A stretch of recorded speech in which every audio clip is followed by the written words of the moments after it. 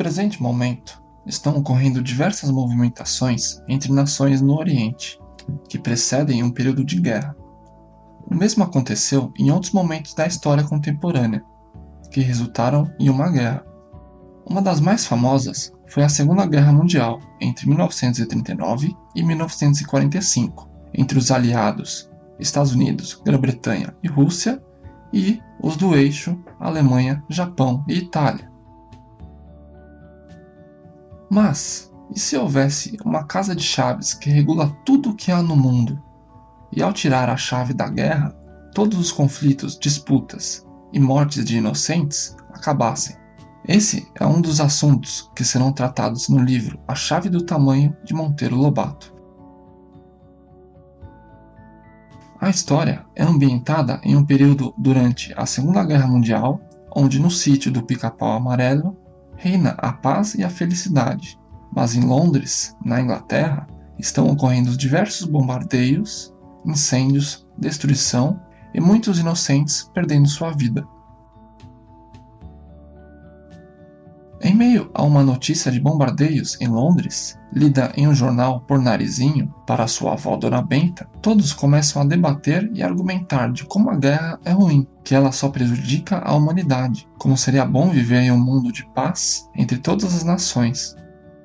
Após essa discussão, Emília decide que deve acabar com todas as guerras do mundo, e acredita que no fim do mundo deve haver uma casa de chaves que regulam e graduam tudo no mundo, e principalmente as guerras. Com a ajuda do pó de Pirlim-Pim-Pim, Emília voa até o fim do mundo, e ao chegar na casa das chaves, se depara com uma grande quantidade de chaves iguais erguidas para cima, como se fossem chaves de eletricidade. Então, Emília decide que irá retirar a chave da guerra. Entretanto, ela não consegue reconhecer qual é a chave correta, e decide que irá testar com todas e que uma hora ela irá descobrir a correta. Ao puxar a primeira chave, que estava mais próxima, acontece algo imprevisto. Emília é coberta por diversos panos, e ao sair por baixo dos mesmos, descobre que os panos, na verdade, eram suas roupas, e que ela foi reduzida de tamanho, se comparada com o resto do mundo.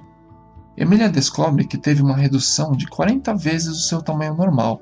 Antes, ela tinha 40 centímetros e passou a ter 1 centímetro. Sendo assim, ela acabou de tirar a chave do tamanho de todos os humanos, fazendo com que quem antes era o caçador se tornasse a caça.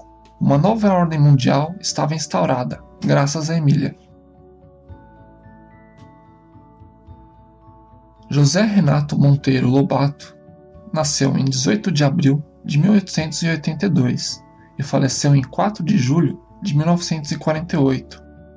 Com a morte de seu pai, em sua adolescência, resolve mudar de nome, passando a ter o mesmo nome de seu pai, José Bento Monteiro Lobato, para usar uma bengala com as iniciais JBML.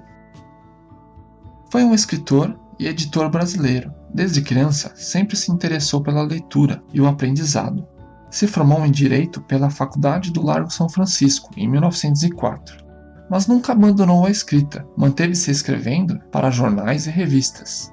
Nesse período, gerou bastante polêmica pela publicação de 2 de suas cartas, A Velha Praga e Urupês, que criticam atitudes da sociedade e atitudes do caipira brasileiro.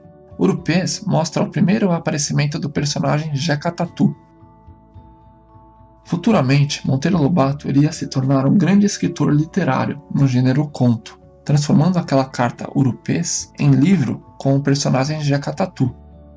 Em 1921, publica Narizinho Arrebitado, livro de leitura para as escolas, causando grande sucesso e fazendo com que o autor continuasse as histórias do sítio do Pica-Pau Amarelo, que retrata a vida de seus habitantes, Emília, Narizinho, Pedrinho, Dona Benta, Tia Anastácia, Visconde e tantos outros com muita realidade e fantasia, por meio de uma linguagem bastante acessível.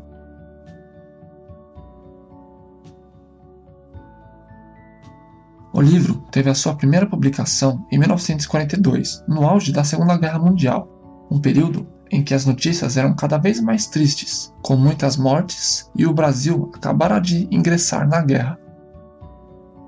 Em minha opinião, com esse livro, Monteiro Lobato busca primeiro dar uma esperança de que é possível que a guerra tenha um fim, e utiliza a Emília e as suas ideias mirabolantes como a heroína do livro e de todo o mundo.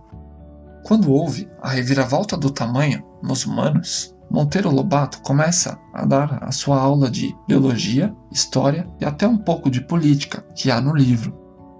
A parte de biologia é apresentada justamente na adaptação que os humanos, representados por Emília, têm de descobrir e aprender novamente, a se proteger, a se alimentar, se locomover, e que devido a um tamanho tão pequeno, menor que um inseto, tornam essas ações muito difíceis e até muitas vezes inesperadas, devido à comodidade que havia antes da redução do tamanho. Isso é representado e explica como a seleção natural, uma ideia de Charles Darwin, que consiste em que os seres mais adaptados a uma determinada condição irão sobreviver e os menos adaptados irão morrer. A parte política é tratada por Emília por meio de um plebiscito realizado democraticamente por todos do sítio, onde se nota que os mais velhos são mais conservadores e querem a volta do tamanho normal, e os mais novos, que já se adaptaram, querem manter o tamanho pequeno.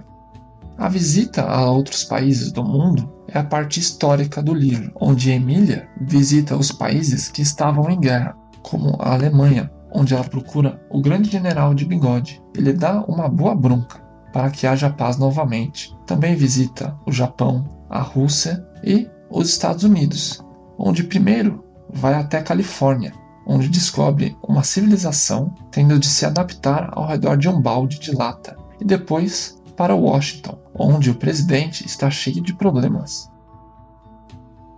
Acredito que este livro seja muito importante para as crianças de todas as idades, pois Monteiro Lobato quer nos ensinar sobre assuntos complexos e diversos, que se complementam, instigando o leitor a procurar saber mais sobre determinados assuntos. Além disso, ele acredita que as crianças podem e devem refletir sobre a importância de sua vida, da sociedade em que vivem e de conhecimentos, tudo por meio de um livro.